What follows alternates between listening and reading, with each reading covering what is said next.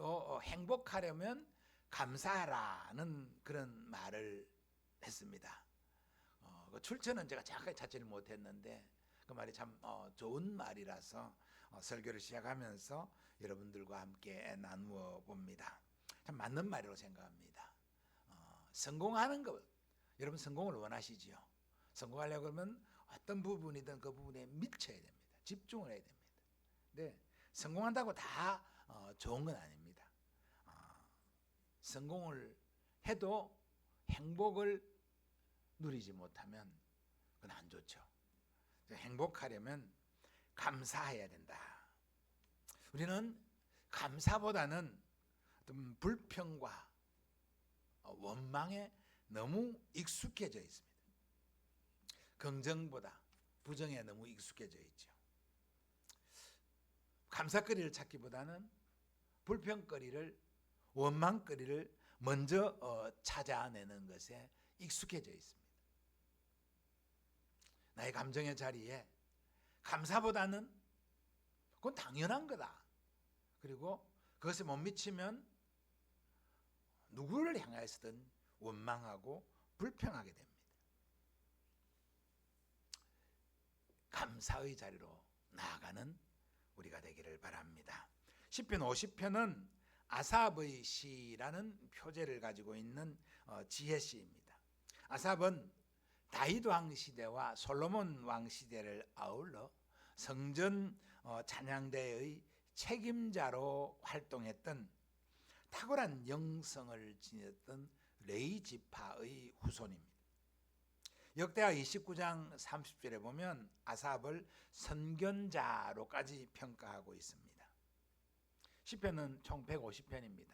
그중에 저자가 밝혀진 시편이 101편입니다.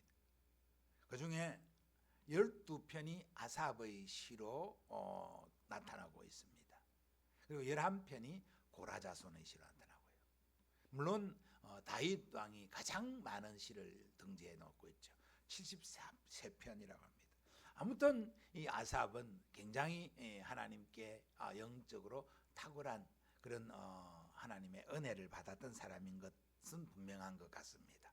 오늘 시편 50편은 총 23절로 구성되어 있는데 외적인 형식만 갖추고 진정한 감사와 찬송이 없는 제사, 또 내면적인 어떤 준비 없이 이 외적인 제물로만 예배하며 하나님의 말씀에 순종하지 않는 자들을 책망하며 하나님을 기쁘시게 하는 참된 예배, 참된 제사는 짐승의 피로 드리는 형식적 제사가 아니라 하나님 앞에서의 의로운 삶과 하나님의 베푸르신 은혜에 진정으로 감사하는 삶으로 드리는 예배이다 라는 것을 가르치는 말씀입니다.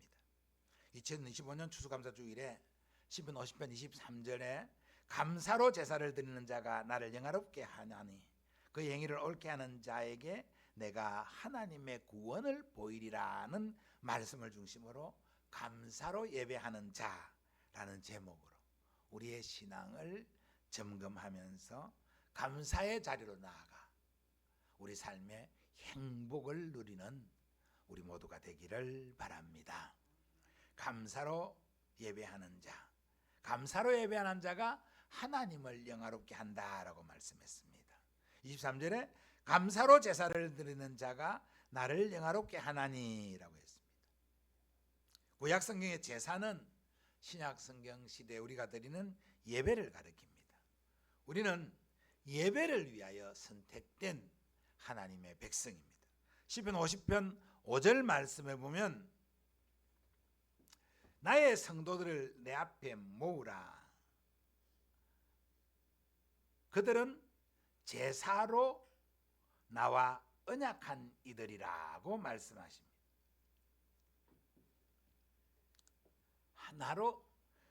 나와 제사로 언약한 백성, 예배하기 위하여 선택한 하나님의 백성이다 그렇게 말합니다. 그리고 그들을 부르라고 말씀하십니다. 왜 부르라고 합니까? 그들의 예배를 점검하고 그들의 예배를 심판하겠다고 말씀하십니다. 왜 그렇습니까? 그들이 예배를 제사를 잘 못하고 있기 때문입니다. 하나님은 형식적인 제사보다 감사하는 마음으로 드리는 예배를 기뻐하십니다. 당시 사람들은 예배하는 데는 많은 열심을 내고 있었습니다. 대단한 열심을 내었습니다. 8절에 보면 나는 내 재물 때문에 너를 책망하지 아니하리니 내 번제가 항상 내 앞에 있음이로다 라고 지적하는 말씀이 있습니다. 이스라엘 백성들은 하나님의 선민이라는 의식 속에서 숫소와 숫염소로 늘 제사를 드렸습니다. 늘 번제를 드리고 있었습니다. 그러면서도 하나님의 계명을 따르지 아니하고 하나님의 교훈을 미워하고 하나님 말씀에 순종하지 아니하는 악을 행했다라고 했습니다.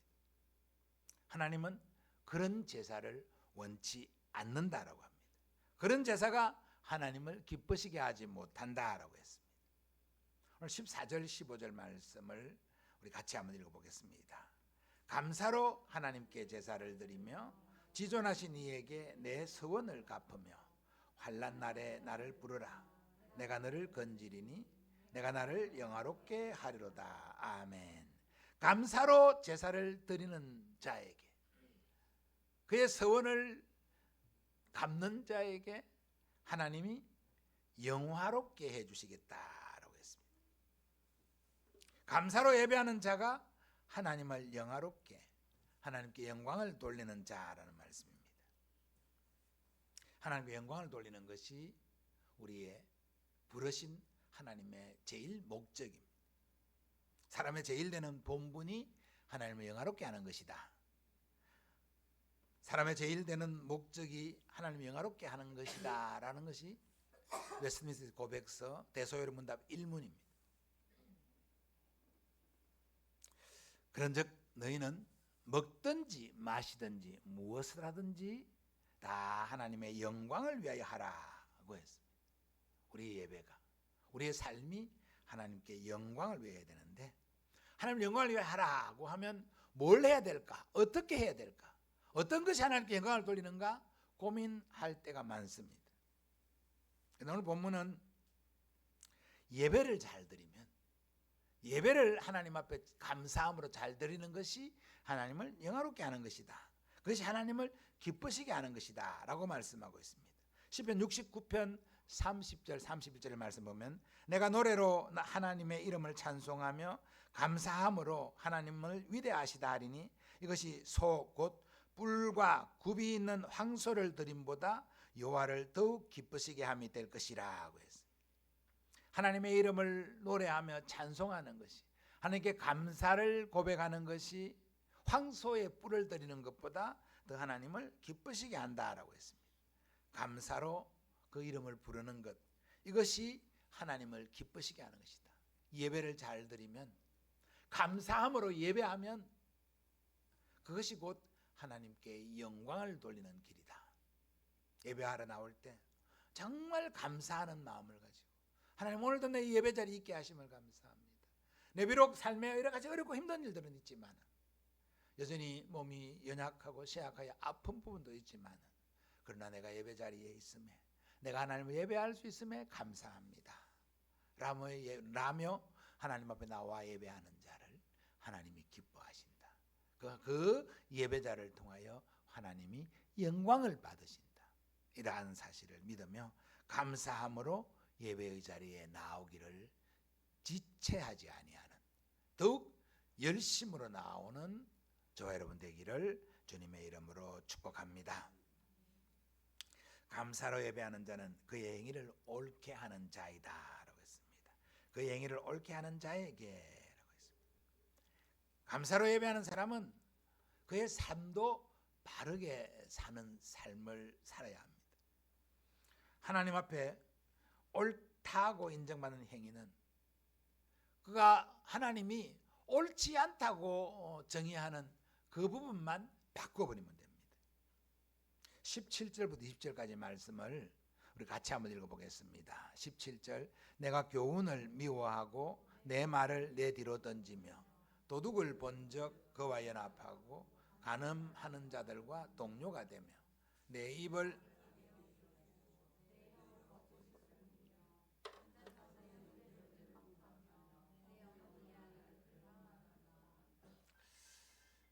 내가 예배한다라고 하면서 내가 예배자가 되면서 이렇게 하면 하나님이 그것을 옳다고 인정하지 않는다라는 것입니다. 이것만 하지 않아도 하나님께 옳다고 인정받을 수 있다고 가르칩니다. 예배하는 사람이 악을 외면하고 모른 척 한다면, 그와 연합해서 더 큰 악을 행한다면, 악한 자들의 뒤를 봐주는 자가 된다면, 입으로 악을 쏟아내는 자가 된다면, 거짓을 꾸미고 부모를 비방하는 그러한 일을 함부로 행한다면 그것은 하나님을 기쁘시게 하는, 하나님께 옳게 예배드리는 자의 자세와 태도가 되지 못한다는 것을 말씀하고 있습니다. 하나님의 교훈을, 하나님의 말씀을 사랑해야 됩니다. 그 말씀이 때로는 나를 아프게 찌를 때도 있습니다. 그 말씀이 나를 힘들게 할 때도 있습니다. 그래도 하나님의 말씀을 귓전으로 흘려보내지 않아야 합니다.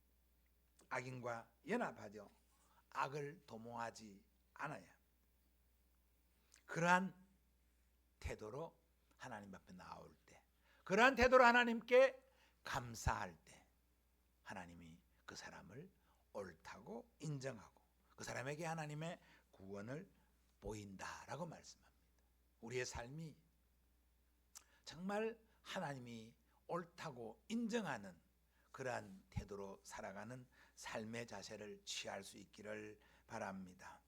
잘 사는 것보다, 성공하는 것보다 하나님이 인정하시는, 하나님께 인정받는 자의 삶을 살기를 마음에 다짐하고 소원하며, 그렇게 살아갈 때 하나님이 우리가 원하지 않는 것까지 우리에게 더 풍성하게 주실 줄 믿고 나아가는 그러한 우리 모두가 되기를 간절히 소원하며 축복합니다.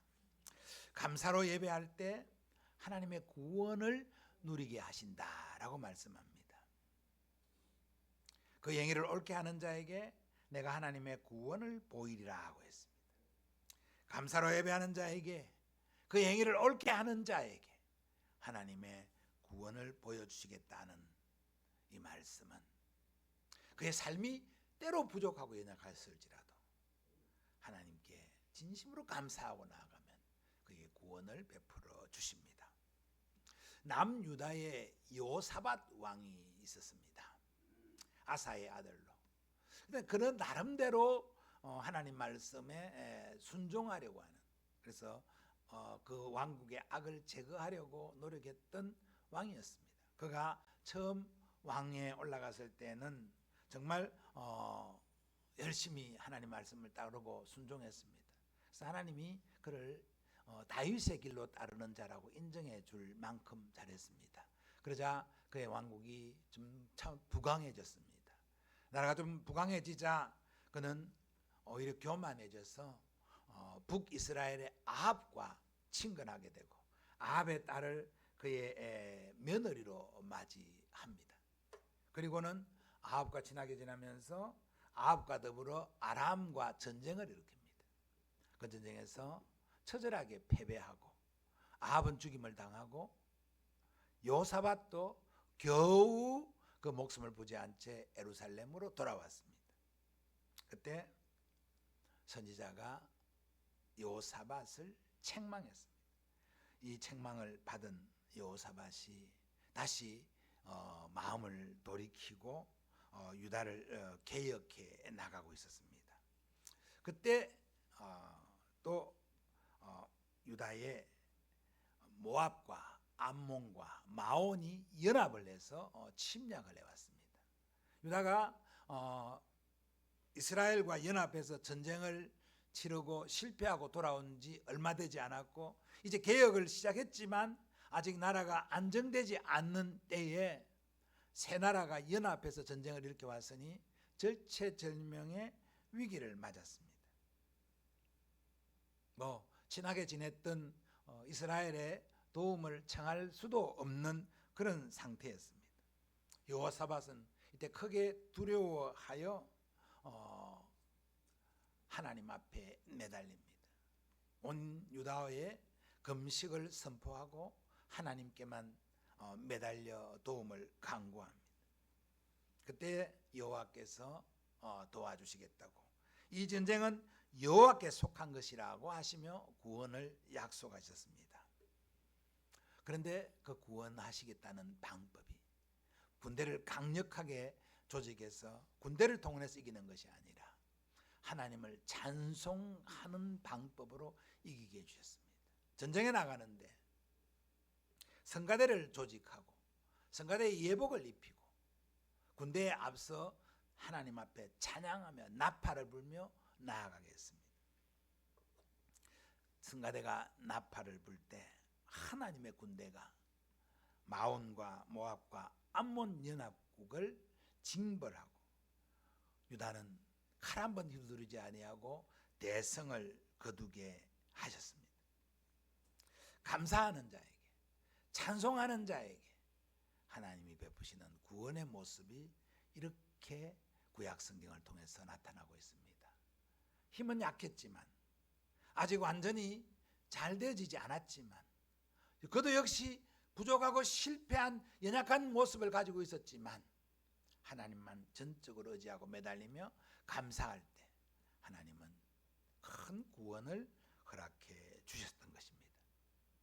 또 누가복음 17장에 보면 예수님께서 복음을 전하실 때 10명의 문둥병자가 멀리서 예수님께 도움을 구하는 장면이 나옵니다. 문둥병자는 예수님 가까이 나아가지도 못하고 멀찍이 서서 예수여 우리를 도와주소서라고 외쳤습니다. 그들을 불쌍히 여기신 예수께서 그들에게 제사장에 가서 너희 몸을 보이라 하고 했습니다. 제사장에 가서 너희 몸을 보이라고 하는 말씀은 나았다는, 너희가 낫다라는 것을 일으키는 말입니다. 아직 문둥병자인데, 문둥병자는 제사장에 나갈 수가 없는데 예수님께서 그들에게 제사장에게 보이라고 했습니다.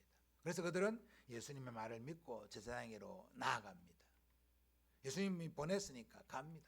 가는 중에 그들의 나병이 나았습니다. 고침을 받았습니다. 예수님 말씀대로 갑니다. 얼마나 기쁘겠습니까?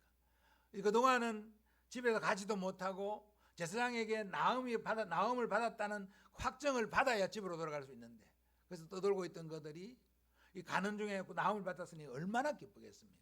빨리 가서 제사장에게 보이고 집에 돌아가서 집에서 식구들을 만나야 됩니다.